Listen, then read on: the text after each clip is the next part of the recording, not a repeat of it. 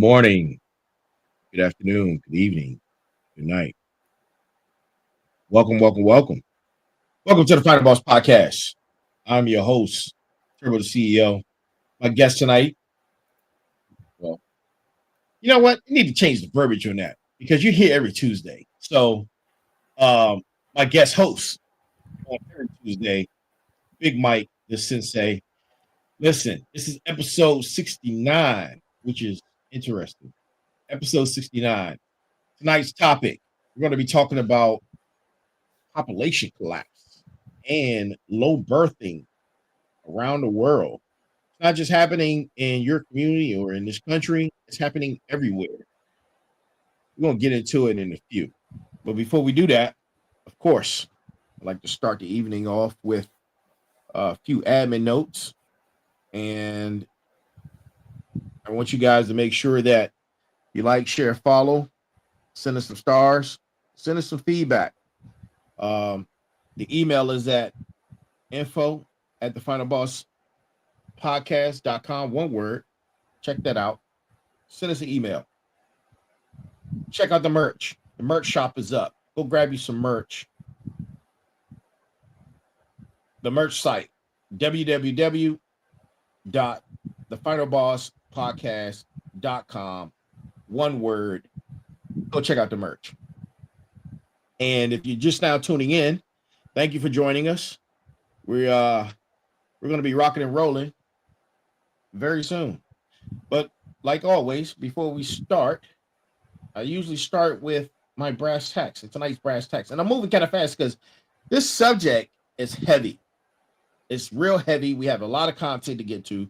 So I'm getting right into it. So tonight's brass tacks comes from Desmond Tutu.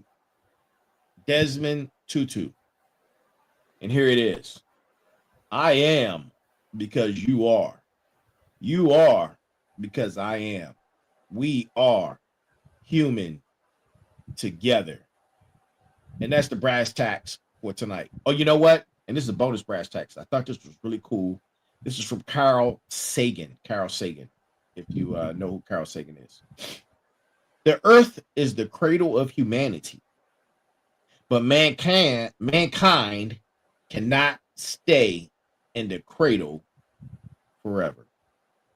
That's tonight's brass tacks. We get ready to get into it. Episode number 69. Man, Big Mike, Sensei, how was your week, sir, so far? I know it's just living a dream. Been a dream, living a dream. You know, right, we work hard every day because that's what we do. That's what we do. That's what we do. Yep. And we're tackling, like we always tackle, the most difficult of subjects. And tonight's no different. We're going to be taking a close look at something that you may not have on your radar. You may not have on your radar, but you should be paying attention to this because the scientists are paying attention to it. And you will hear media drop gems every now and again about this particular subject. It's fascinating and potentially terrifying. The declining global birth rate and the looming possibility of population collapse. We're going to get into it. Sensei. It's a heavy subject. And the reason why it's such a heavy subject is because we don't typically pay attention to it. So in this country, let's start back when we had farms and we were rural and we didn't have modern medicine. So you had to have 5 to 7 to 10 children because you needed those for labor on the farm. And so families are large and you would tend to lose a percentage of your children throughout their lifespan. So they wouldn't even last that long and lifespans are pretty short. So when your average lifespan was in the 30s and you're dead by 40 and 50 is ancient. Wow. So you have to have a lot of children to keep the bloodline going because you're going to die. A lot of you are going to die. So then we went from there to more of an industrialized. So when we're living more in the cities, we have modern medicine involved, and we still were having 4 and 5 children per family, average. And that was happening, and we had through World War II, World War I, World War II, and Boomer time. We're having a bunch of kids. The reason why is because you still had the need for having a lot of kids. It was necessity. And then what happened is that we started to reverse that trend. Instead of staying married for 40, 50 years and raising a bit large family, we started moving into the suburbs. Instead of having a big home, we started moving to suburbs. And when you have limited resources because you don't have a large single family that can help raise the children, now you're out on your own, so you tend to have less children because it's easier to raise less children than it is to raise a lot. So after World War II, our female population was more and more into the workforce. So if you don't have one of the family members staying home raising the kids because they're in the workforce, you can't have as many kids because it takes more effort to raise the kids. So we tended to see now you're having 2 kids. And then Gen X starts to hit, and now down to 2 kids to sometimes 1 kid. The millennials are hitting, and they're not even having kids. I mean, look around at your millennials. I know a lot of millennials that won't get married, won't have kids, and if they do, it's 1. And they don't tend to have the child until they're in their mid-30s. Used to be started having children at 18, 19 years old, you start having kids. You're done having kids by the time you're 30. Right. So you can easily produce children from your ages of 18 up to 30. If you start having kids at 30, you get 1 if you're lucky, maybe 2. That's it. So we've noticed a shift dramatically in our society as to how many children we're having per household. And you say, well, why does that matter? Well, it does matter. It matters a lot because the implications are far-reaching. So let's take a program like Social Security. It depends on people paying into it for it to keep paying out. Correct. If we have less people paying in and people are living longer, why do you think the retirement age is at 70? And they Maximum, keep moving it. Yeah. They keep moving it because they want you to be older and older, so you live less, so you collect less because less people are putting in. That's just pure statistics and numbers. That has nothing to do with anything other than just sheer numbers. It's just crazy how one tiny little detail can affect everything. Correct. Now, Mike, question for you before we get into the nitty-gritty. What exactly do we mean by population collapse? Are we talking about a complete extinction event or something less dramatic? It's definitely less dramatic than that. Okay, perfect. Humanity's not disappearing overnight. Good. It just isn't. Now, maybe all the smart people are going to disappear overnight because they produce less. Just saying. You know, there's a certain movie that came out that's more of a documentary than it is of a fiction. And it was a movie where Crocs were talked about. And the reason they put Crocs in the movie is because no one would ever wear those stinking things because they were just a joke. Right. You know I got my flags ready. Oh, you better have a flag ready for this one. I got them ready. So that movie was a documentary. It was a documentary. And it surely says nothing more or less than this. How do you say it nicely? There's no nice way to say it. If you're of more of means, you tend to produce less children because that way you can allocate your resources better for the ones you have, and they have a better chance of doing well. The less affluent you are, you don't really care. It's all about sheer volume and numbers. So more affluent you are, the less children you have. The less affluent you are, the more children you have. So they are. It's, pretty much here. What happens, though, it's a significant sustained decline in the global population. Now you say, what does that mean? It leads to societal instability. Societies become not stable. Okay? When you have a whole bunch of old folks that are still alive and not enough folks in the workforce, who does the jobs? So then you say, well, how come AI is taking off so big? Because maybe we're going to need it in 10 years. Not even. Because we're not going to have the young population who's going to do the manual labor. So guess who can do the manual labor? We can get AI and machines to do the manual labor because we're not going to have the population to do the labor. Right. Everybody says now, you constantly hear the yapping about we have to have this certain population come into our country because they take care of our fruits and vegetables. Well, I'm sorry, but a huge amount of our produce in this country is machine harvested, planted, taken care of, all by machines. Anyway, Right. so a lot of that labor that used to be manual labor is gotten to be not as much as it used to be because Okay. we're becoming more and more automated. And it's like, let's look at McDonald's as an example. If I don't have workers to work, I need to have a machine which can take orders. There's a kiosk. You've been to McDonald's with a kiosk, right? Correct. You walk up to it. There's no person at the counter, and you punch your order in. You pay for your order. You get a number, and somebody gives you your order. Okay? Less employees required because less employees are available. Mm-hmm. And when you require the minimum wage to be really high, companies are going to find a cheaper way to get the job done. Someone who never calls in sick and who's always working. So that's just necessity. That's nothing more, nothing less than just pure survival. And you know, this conversation ties into two subjects. The last episode, which I just talked about on the last episode, autonomous robotics. And I just submitted a paper that should revolutionize the post office by adding kiosks with technology that we already have, adding kiosks and scheduling and appointment mechanisms technology at post offices. Now, I just turned that in tonight, so it all ties in together. And of course it does. Yeah. And so, you know, some people are afraid of technology and afraid of AI and afraid of machine learning. But come X number of years, it's going to be necessary. We're going to need it. Absolutely. Because economic challenges, resource scarcity, labor is a resource. Why do you think that you see people that are now, who used to be retired, are now back in the workforce? Right. They retired at 65 years old. Now they're back at 70, 75 years old working. Yeah. The demand is there. You know, the military upped the age limit and is now offering enlistment for senior individuals. Did you see that? Yes. Yeah. Mm-hmm. Because they're running the same problem everybody else runs into.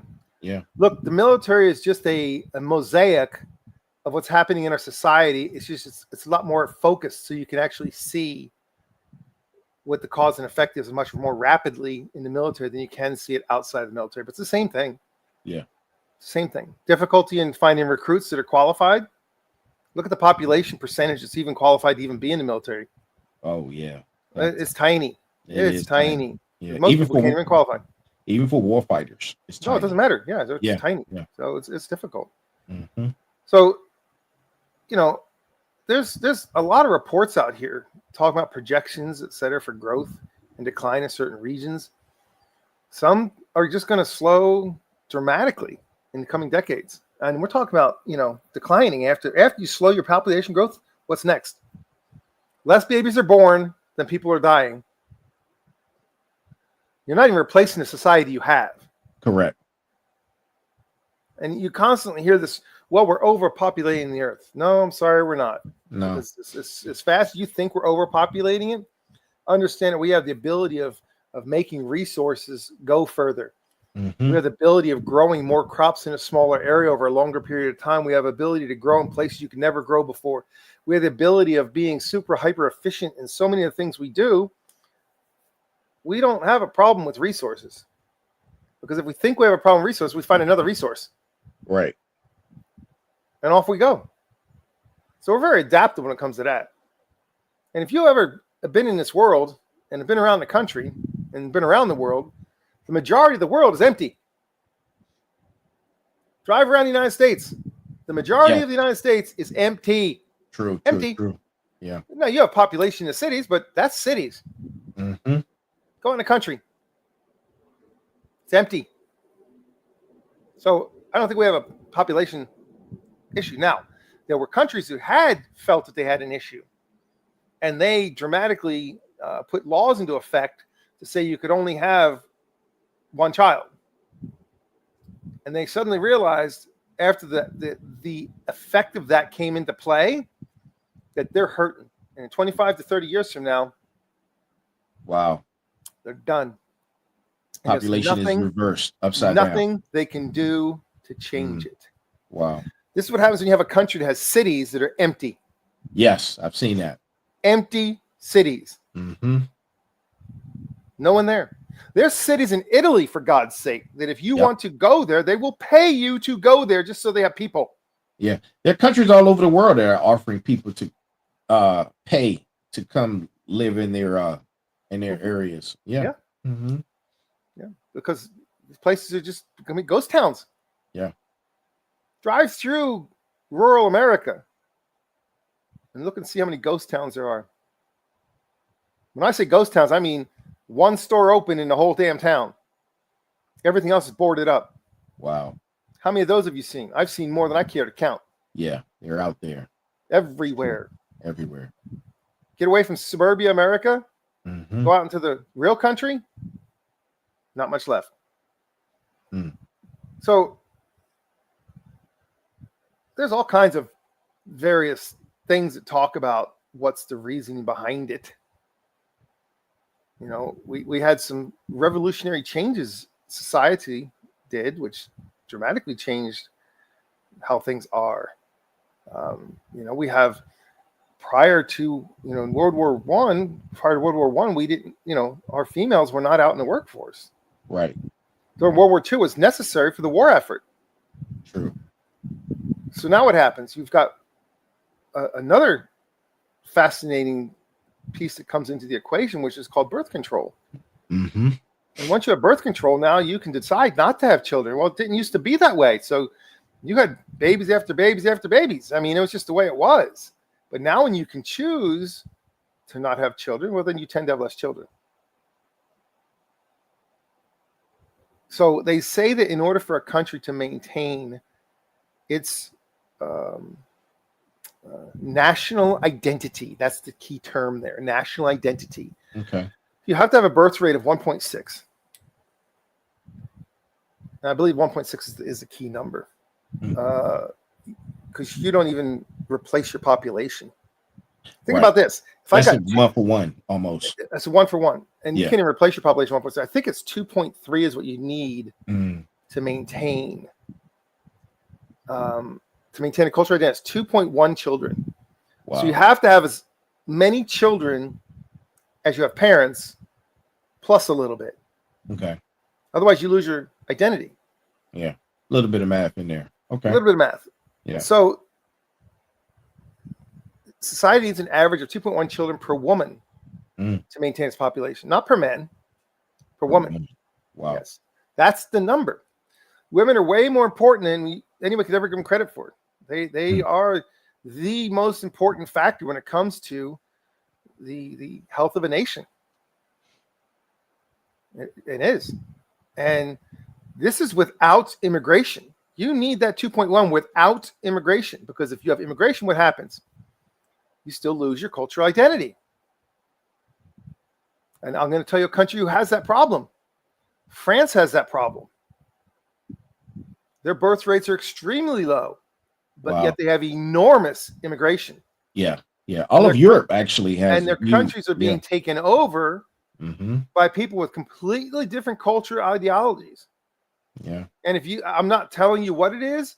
If you're not sure about it, go look it up. Oh, I know what it is. I don't want anyone to say that I'm this or I'm that and use dirty catchwords on me, because I don't believe in any of that mess. I just look at numbers and statistics. That's all I'm looking at. I don't care about the rest. Numbers don't lie. Right. But if I mention what society is migrating and moving into where and to how it's affecting those locations, then people call me dirty names. So I'm not going to even go there, because if you want to learn about it, go figure it out.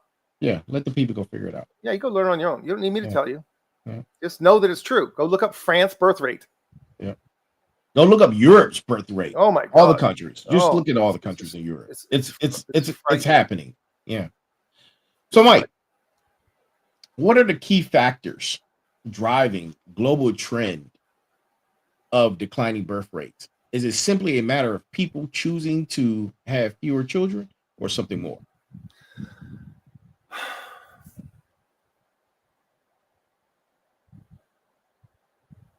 I hate to say it, but the thing is, if economically I think it's more economic than anything. I really do.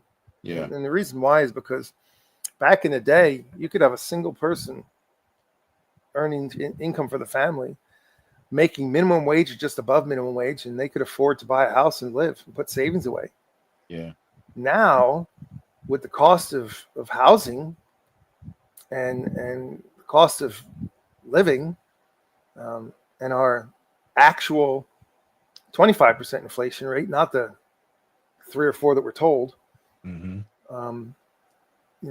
over the past years, and you'll see that the cost of goods has gone up, not 4%. When it costs you for a bottle of bleach that used to cost you $1, now costs you $7. That's not, what kind of inflation is that? Right. I mean, that's not called inflation anymore. Yeah. When it's more than 100% over a period of time, it's called hyperinflation. And so if you print more money, money's worth less. So what occurs is that wages never keep up with the cost of living, ever. Okay? Wages never outpace the cost of living. So therefore, in order for a young couple to make it financially in today's world, they both have to work. True. So now what you have done, you've taken the role of someone who is typically would have been at home and having babies and raising children, which I think is the most glorious job that was ever created. I think it's the most important job ever created is having kids and raising them. I mean, what a blessing that is. It's just words don't even describe it. And those people are now in the workforce. So they're working 8 to 10 hours a day, 5, 6, 7 days a week. They don't have time to raise children. So therefore they raise less children. And this is not just here in the United States. This is everywhere. Every place. The whole world. So economically, it's harder economically to make it than it ever has been. That's why you have people living at home with mom and dad, kids coming out of college and staying at home for 4 and 5 and 6 years in mom and dad's basement because they can't afford to live anywhere else. They went out and got an education which has zero value with $100,000 of debt, and now they're just shackled, economic slaves. Yeah. Economically. So I believe it's economics doing it more than anything else. I really think it is.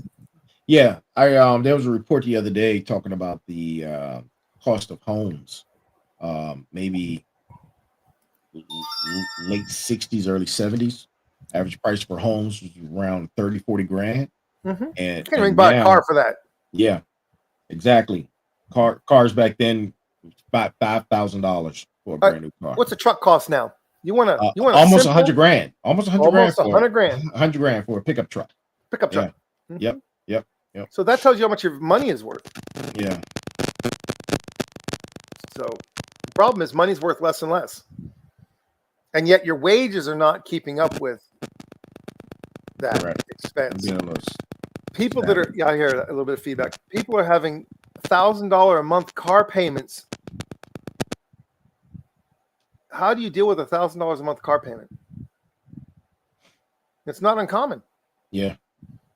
And that doesn't even count the insurance you're going to have to pay on that vehicle. Correct. And now let's just say, we can run through the numbers. And when you run through the numbers, it's like, oh my God, how do you even make it in today's world, let alone go buy a house? Yeah. No, it's frightening. It's deathly frightening. So the thing is European, Japan, a lot of those countries, severe population decline. But while some African nations continue to have high birth rates, and that's just go to look up UN population division data. Right. That's just go on the UN site and go take a look at it. It tells you where population's coming and going. Because in those countries, it's similar to how it used to be here. You had more rural, you had more folks out in the country were working on farmland or whatever, and so therefore you had to have more children. Economics and definitely plays a role. If you didn't have the modern medicine, et cetera, and then you had high death rates of children, you would therefore have many more children. You just wouldn't have one, because if one dies, then you have none. Right. So that's what we're seeing is happening, and it's just pure statistics and numbers. It's nothing else. Speaking of regional variations and implications, I wonder, is it a global phenomenon, or like you said, regional variations play a role. And some areas are more vulnerable than others. Like how you just mentioned, a lot of countries in the continent of Africa. It's economics, in my opinion. It's absolutely economics. Yeah. Industrialized nations tend to face this the most because you again, you have your population which is out there working in the factories and manufacturing and creating in the industrial. And what occurs is that they say to their children, I don't want you to have to do what I did. I want you to have a higher education so you don't have to do what I did and bust your butt. So what happens is you then have less people working in those industries. I talk to people in all kinds of industries right now, and the biggest problem every single industry is having right now is finding young, qualified people who are willing to come and work every day. That's the biggest problem every industry right now is facing. And you want to know where it's the worst is in the trades. That's where it's the worst. Yeah. So you're having folks that are out there running heavy equipment and doing construction 10 years, 15 years later, longer than they normally would have. I got a brother who runs heavy equipment repairing gas lines. Okay. And he's very good at what he does. He does it all the time. And he was considering his time. He's 2 years older than me, talking about, hey, I should be thinking about doing retirement. He says, but there's nobody coming up after me. Wow. I asked him, who's coming up after you to replace you? Yeah. No one. So when your skill set, all that massive knowledge you have and how to do these jobs and do it right, who's learning that from you that they can take your place? And you don't think gas lines in our country are important? Pipeline maintenance and management to keep that stuff safe? You know, I'm going to go even further. I was watching a podcast earlier today, and they were dropping numbers on the amount of electricians, plumbers, these trade jobs that you were mentioning, the shortage that we have right now, to be able to sustain properly, we need 100,000 electricians every month. Plumbers were somewhere around 200 something thousand. We're short on a lot of trade positions. Linemen who keep the electricity on. Absolutely. Yep. So it's not just the population problem. It's the problem of where does our population put its energy and effort? Your kids are not getting taught as they come out of school, go get in the trades. They're getting taught, go to college. That model is gone. Unless your industry requires it, that model should be poof out. This is why I'm teachers and guidance counselors. If you're listening to this, I'm calling you out. Because the reality of this world is this: you're not telling these kids where they need to be to keep our country strong. You're telling them something to do what? Get them a lot of debt and no job prospects. So, and I see it way too often. Too many places are doing that. But what does that do, though? Okay. What it means is that as the population is aging, they tend to need more health care. So therefore, having more demand on the healthcare system, but yet you don't have the resources to offset that. Look, if you're in a country that uses socialized medicine and you're at a certain age and you require certain surgery, you don't get the surgery because the resources aren't there for you because you're too old and it's not worth it to do it for you. So therefore, here's some pain meds, go home and die. Oh boy. And if you don't believe that that's true, you don't have to go very far, man, to the north to find out that serious. This happens on a regular basis. And I know people this has happened to. Wow. We happen to be fortunate enough, but then again, not necessarily. If you don't have good insurance, true. Do you get the good surgeries? Nope. Like if you don't have good dental insurance, what's the solution? Pull the tooth. Not fix it, not keep your dental healthy and good. Pull it. False teeth for you. That's the solution. And that's just a tiny microcosm, Right. the tiniest little piece of what's coming our way. It's going to lead to social unrest. It is. You can feel it building. You can definitely feel it building. Question for you. Mm-hmm. What are the potential economic consequences of population decline? Well, your electricity can go out and not come on for weeks. Mm. There's nobody to fix your car. Hell, there's no gasoline at the gas station.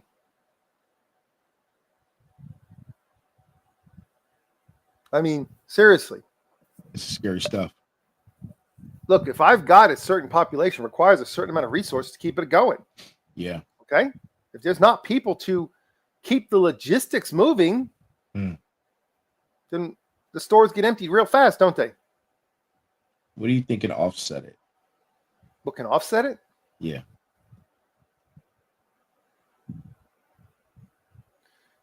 Well, war. Who's war kill? Who dies in war? You're going to make it worse.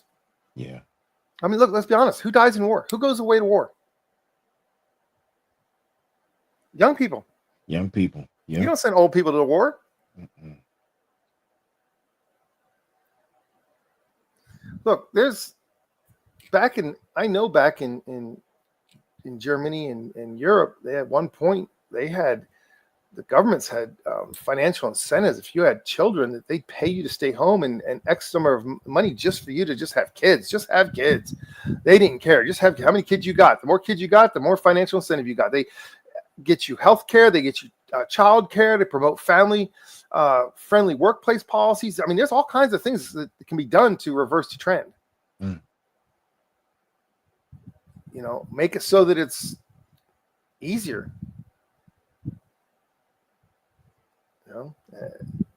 But that requires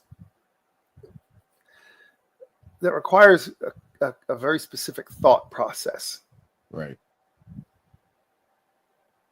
And you try not to be all doom and gloom in this stuff, because I try not to be all doom and gloom. Yeah, I know we try, man, but it's real and it's happening. It's real. It's happening. Now we see some of the policies here where you have the both parents are allowed to stay home to have the kids when they first have them, to get X number of days for maternity leave. And now it's the significant other gets to do the same. So, those things of that nature, which make it so that it's easier. The burden of the first portion of having children is lessened, because it used to be you'd have the grandparents would be there to help in the first months of the child being born.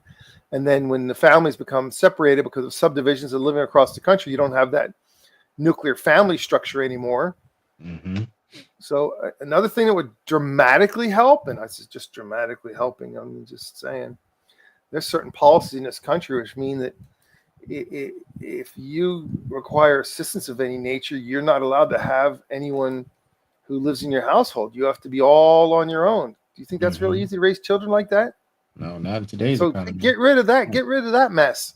Right. Because that mess right there, and I don't care where you are, if you're in a situation where you need government assistance or some help, and the moment you have the significant other living in the house with you, that you get cut off. Those policies are changing as we speak. Because that's terrible. Yeah. That destroys families. Mm-hmm. And we need families. We need our families to be strong, not weakened. So there's things that are being done, but the problem is how much is being done and how fast is being put into play. Correct. And you also understand your children learn in school, and the what they have as role models in school or what they aspire to be as they become older. And I'm sorry, but you hear all this time about go get your bags, go chase your bags, you go live your dream, you do this, you do that. Not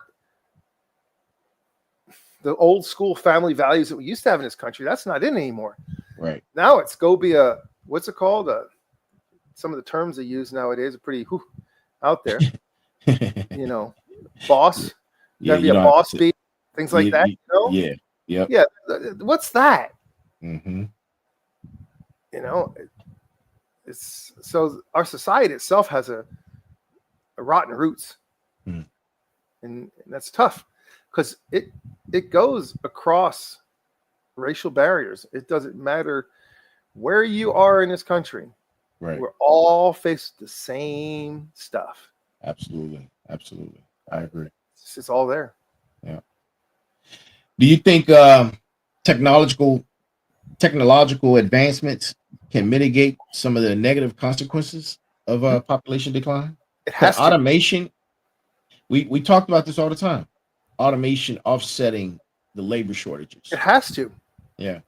But Look at how that, many car factories right now don't require 100 people to put a car together. They got robots doing it. They need about 5 people to run the whole place. right.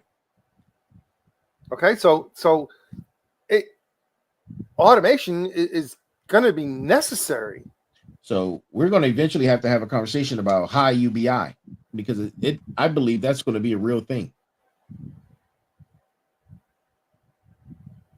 Maybe not high, but with UBI, you know, if for my smarts, if you don't know what UBI is universal basic income. That's coming. Yeah.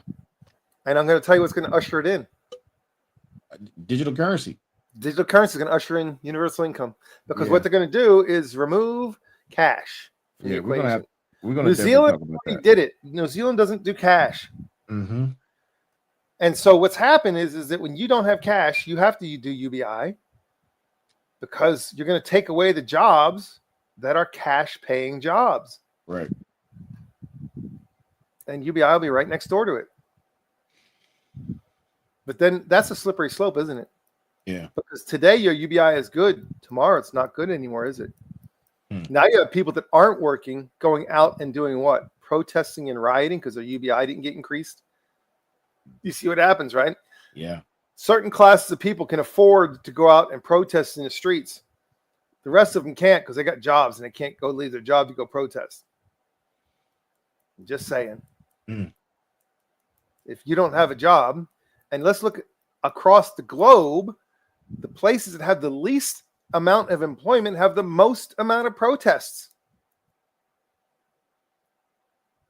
Think about that one. I see what you did there. I see what you did there. I don't know what you're talking about. No, that's true, man.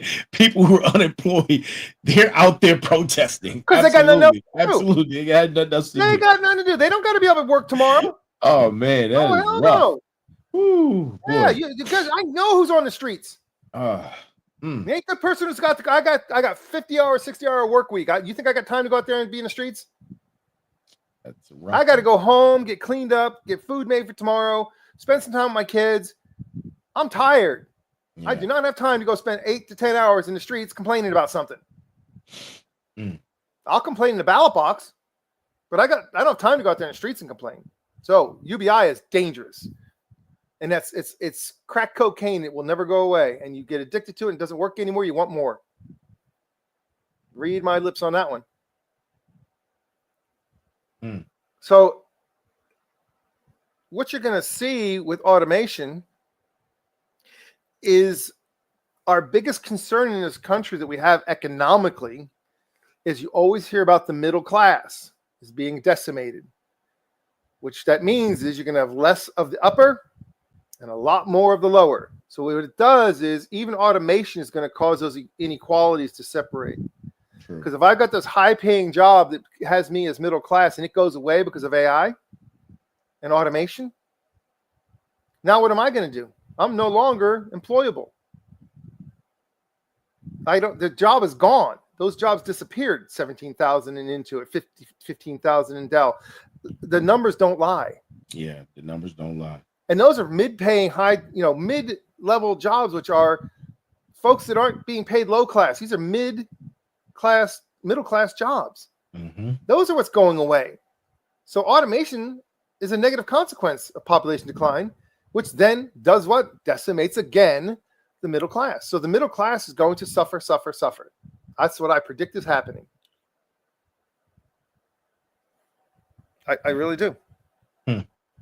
It's going to make things less equal, not more.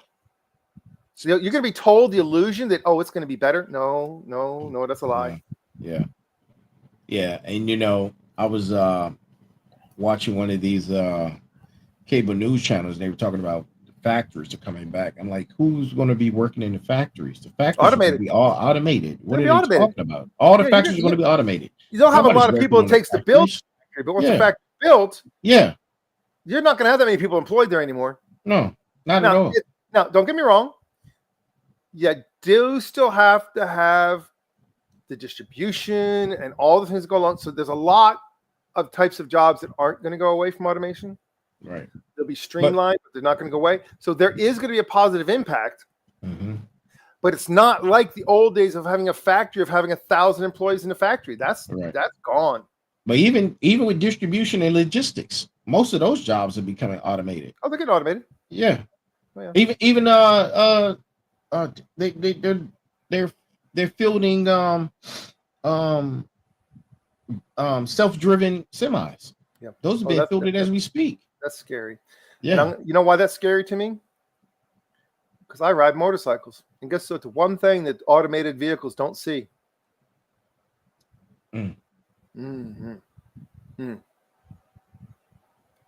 Automated vehicles do not see motorcycles. Wow.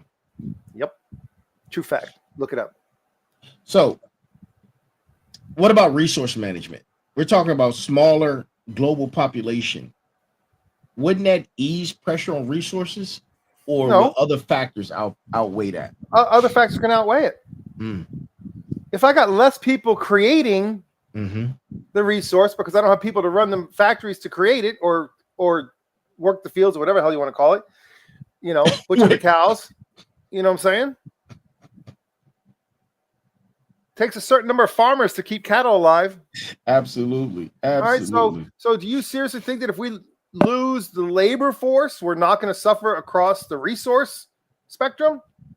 Look, this is complex, but it's not rocket science. It's not rocket science,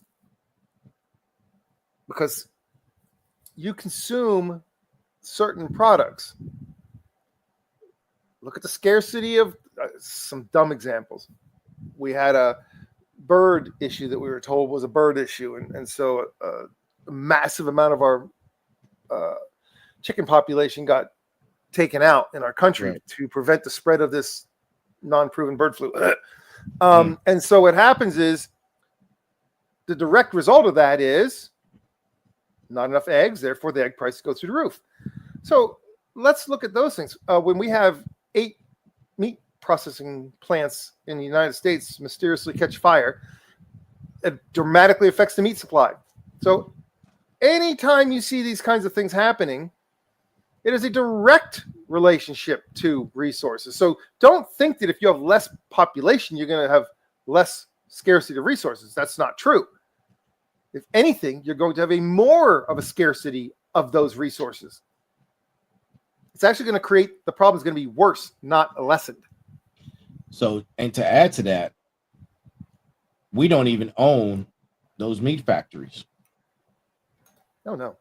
And there's another statistic that you just mentioned that I'd like to add to. Did you know that farmers have a higher suicidal rate than the military personnel? Yeah. I found that interesting today. That was a statistic that was dropped today on. You know why? It's basic. The first department created by FDR during the War Powers Act to quote unquote go after the Depression, the first was Department of Agriculture. Because in our country, we had a lot of small farmers, and you can't control small farmers.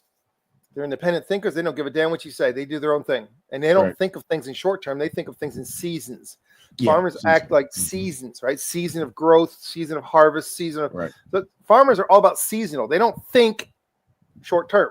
Farmers have to think long term to survive. They think generationally to survive. Okay. So you have the Department of Agriculture, you have massive regulation. And here's what happens. I've seen this firsthand because I was raised on a dairy farm. We would have the state inspector come through and say, that gate has to go. The federal inspector would come in a week later and say, where's your gate? So you'd have massive regulations that don't align with each other causing you to have to spend enormous amounts of money to meet the regulation, but at the same time, they artificially kept the price down. So you could not produce enough for the amount of costs going up for everything else, because this is artificially held down. So our price per pound for milk was artificially kept down. We could not charge more. We only got a certain amount, but the cost of everything else went up. So you weren't even breaking even. Not even close. I know a farmer who lived down the street from us, third generation. They owned the land and they milked 100 head of cattle. Now, remember, if you're going to milk 100 head of cattle, you have to have 200 to 300 head around, because it takes that to keep 100 head milking all year round. Right. Okay? So you have to have you have your young ones coming up to replace the old ones going away. Plus, you have a rotation of the ones that are in producing milk. Okay. Got it. So if you have 20 cows milking, you have almost 60 cattle you have. So you have a lot of overhead. And when you're financially can't make the money and aren't allowed to make the money, but yet the costs are going through the roof and you can't even financially afford to keep doing it, mentally, you know what that does for you? And there's no hope at all. And all you keep doing is getting beat down, and you never, ever, ever, ever get a break. That's our farmers. That's why they have suicide rates so high, because they can't get a break. And when you can't get a break and you know there's no hope for survival, none whatsoever, no matter what you do, no matter how hard you work, go look out and find what the average farmer works, how many days a year and how many hours per day does the average farmer work? Yeah, I can only imagine. It's frightening. Yeah. On a dairy farm, it's insane. Because we couldn't afford labor. It was us kids. We had 3 boys and going to school and still working the whole farm. Meaning you worked 365 days a year. There's no such thing as a day off. Wow. A day off is unheard of. Because the cows got to be milked every day, twice a day. What are you going to do? Take off for a week? Who's going to milk your cows? Right. You follow where I'm going with that, right? Absolutely. So it's frightening what's happening, and declining birth rates and population collapse is only going to make it worse. Even though the talking heads think that we need to decrease global population by a certain amount, you know what? All that does for them is consolidate their power. That's all it does. It does nothing for the world. It just consolidates power in the hands of fewer and fewer people. Because every one of these things is an end to that result. It's a means to that result, to that end. To that end. Because there's a word I'm not allowed to use describing what the rest of us are. Yeah. We can't use that word. Can't use that word because I can use all kinds of words and not have a problem with it. I can't use that word because it's too close to truth. And if you want to know what that word is, you can go back in the Middle Ages and the feudal system of government and how did power change hands. We're going to drop a hint. It starts with a P. And it's not farmer. Yeah. P for purple. That's what it is. Yeah. P for purple. P for purple. Yeah, something like that. Yeah, that's what it is. Yeah. Man. It's some scary stuff though, Mike. I tell you. I wish more people I they want to raise certain political causes because things that are near and dear to them because they're affected by it right now. But nobody's thinking about the future. It's only what's affecting us right now. And the things that are affecting us right now are very temporary for the most part. Oh, absolutely. Totally temporary. We need to be thinking about this thing's happening right now in our news cycle that we're watching it. Yeah. That are so temporary right. that you don't even need to think about it because it's not even finished yet. It's like you keep opening the door to the oven and wondering how come your cake keeps flopping. Correct. If you're going to bake a cake, leave the damn thing in the oven. Leave it alone for a while. Let it bake. It's got to bake. Mm-hmm. And it's, I don't know. There's so many documentaries on population collapse. There's so much information out there. There's an enormous amount of information that's available that talks about numbers and the patterns, and it shows charts. And oh my goodness, when you look at the charts, go do a search on population collapse charts or graphs, and it lays all the industrialized nations out with their population growth and the shift of the global population where it is now and where it is going to be in the next 10 to 15 years. Just 10 to 15 years.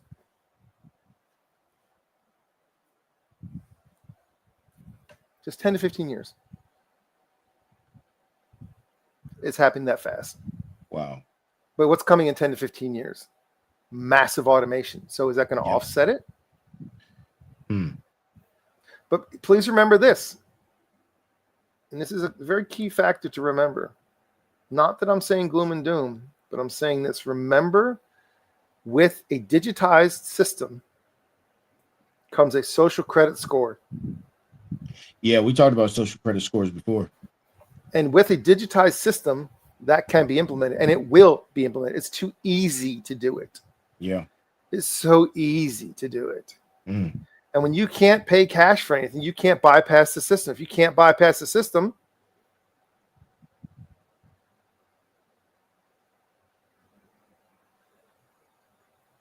what now? Right.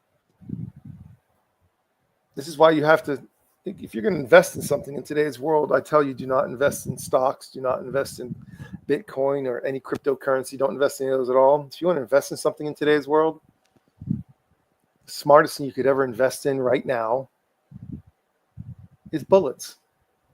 22, 9 mil, 45, 40, 5.56, 7.62, 7.62, 39, shotgun shells. Invest in those, have them in a dry, secure place, because those are barter materials that you could trade with when there's no more cash. If you come up to me with a dollar bill and say, hey, I know you got chickens and I'd like to get an egg from you, and you give me cash, you can give me a handful of cash. Hell, they said in Venezuela, wheelbarrows of cash wouldn't buy a loaf of bread. Right. But if I've got guns and I need bullets and you got bullets, I'm gonna trade you some bullets. See, trading material. Remember we talked about the scram bag, scram in or scram out. You're gonna scram in, you better have resources. That's a resource. We talked about it. And get them now while you can. Yep.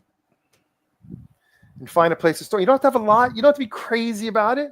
Hell, just have a couple thousand. And 1,000 is nothing, right? They come in boxes for many of it comes in boxes of 50. Right. That's not that many. No. I mean, a box of 1,000 is only this big. This is it. Right. And that's trading material. That's trading. I can trade you. See? So if resources start to get scarce, you need to have trading material. But I think with the population collapse comes scarce resources. I really do. Because you're not going to have the labor to keep the flow. I agree. I agree. And, it's like the old adage, go to the store and there's nothing to buy on the shelf. But there's the only thing you can buy on the shelf. You know what you can buy on the shelf? Impossible meat. Tofu. Somebody did a picture. They went to the store. Nothing against those who eat those particular products. Nobody wants to buy it. Look, continue to eat your food and maintain whatever diet you're on. This is for entertainment purposes only. Nobody wants to buy that stuff. Unless they hate themselves. Saying. You're gonna flag me again. Yeah. Got to remember, I'm old school. I'm a farmer. I was raised a farmer. Okay, so what do I believe in? I believe in bacon, eggs, and meat. Okay, and whatever vegetables I can grow in my garden. So I can grow potatoes. I can grow corn. Those are two I can grow easily. Right. I can grow beans. Okay, beets are pretty good. But see, I'm talking about stuff that can be grown easily in a garden. Tomatoes, they're really good. But what I'm getting at is that's my own personal experience. That's what I know. I don't know of the not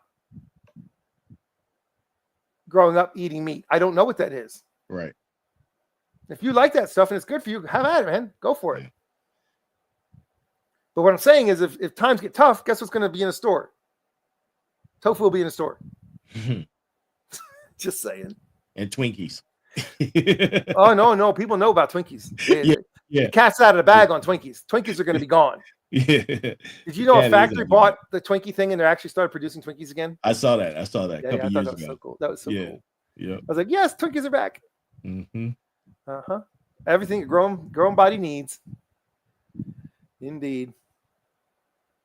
Yeah. So I don't know. It's a tough conversation because it's something. It is, man. It is definitely. You don't think it's going to be here, but there's a lot of things that we've talked about that we didn't think were going to be here, and here we are talking about it because they're already here. We're in a perfect storm. We are in a societal perfect storm. Absolutely. And it's spinning. It ain't slowing down. Growing. And when it hits, man, it's going to be something else. Look, the World Bank has already been talking about this for years. Everything is already in place right now. Yeah. For a global currency. And then you say, well, how can that happen? Well, it's going to be digital. But how do you transfer money between countries? Well, there's a crypto that is going to be potentially used for that already a ton of countries have already adopted it. And that's what they're going to be using. Dubai, Japan, Hong Kong.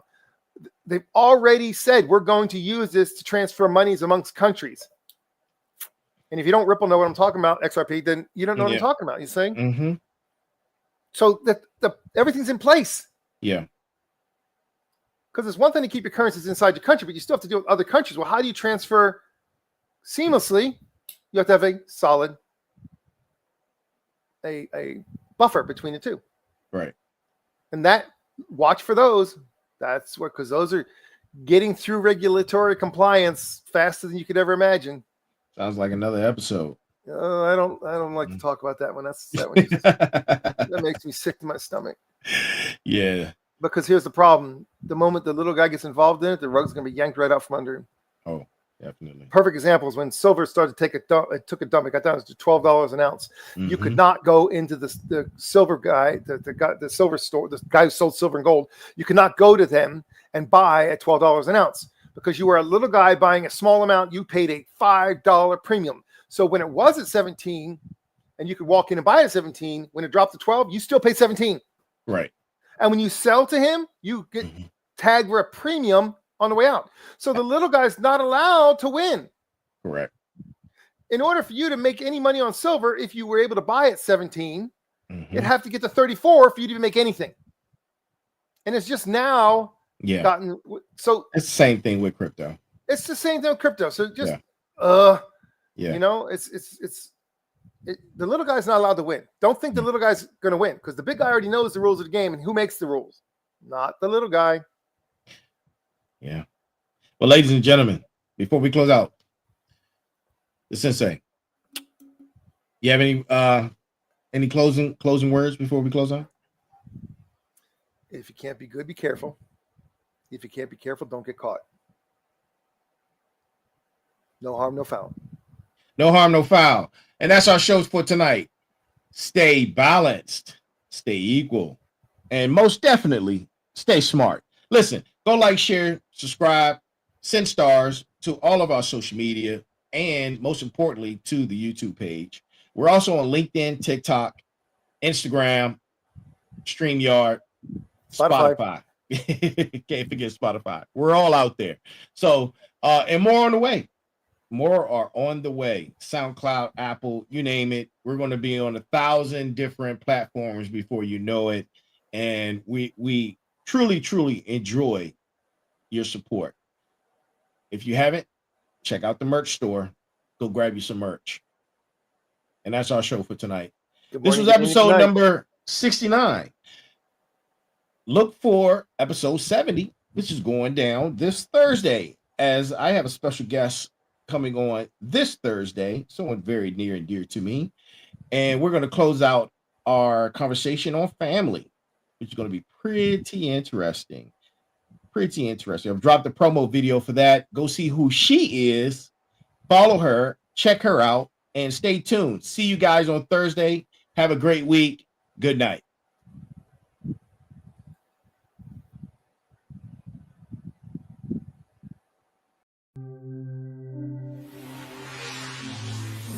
Peace.